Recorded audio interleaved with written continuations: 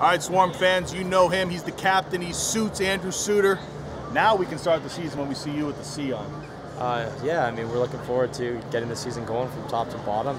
There's been a couple of great changes, and I think this is a team that that to be excited for, and we're going to have a huge bounce back here, and we're going to pride ourselves on hard work. Seeing you, I can see in your eyes that you're ready to go. Last year at this time, you were recuperating from a knee injury. I think it's safe to say you maybe didn't feel 100% at any point in the season last year versus how you feel right now. Talk about that. Yeah, I mean, every year it kind of feels like the off-season gets a little longer just because you get so excited to start a new season, and especially with the type of preseason we've had with the competition level and the early success, which we're not focusing on, but it's a good momentum builder.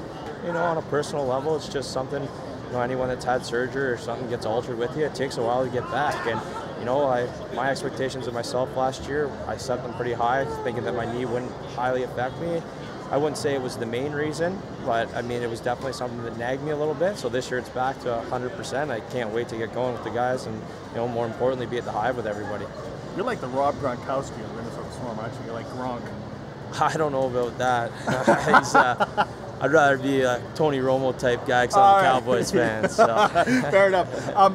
From the personality of the team on defense, maybe smaller, some guys that had the size are no longer part of the team, but quicker, stronger, more agile. What's the personality on defense that you see?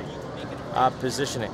In lacrosse, for a lot of people that don't know, it's not necessarily about you taking the ball away at all times. There's a reason there's a 30-second shot clock.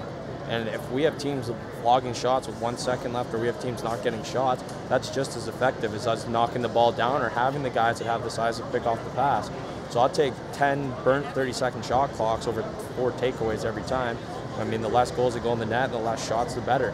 So this defense is designed, like you said, a lot of speed, but a lacrosse IQ on this defense is through the roof, and we're going to understand it. And Coach Keese and Coach Sullivan have us, gelling together as a unit, and it's another year that a lot of guys are working together. This is one of our smaller turnover years, so guys are all working together, and we're gelling, and it's going to be, something special to watch.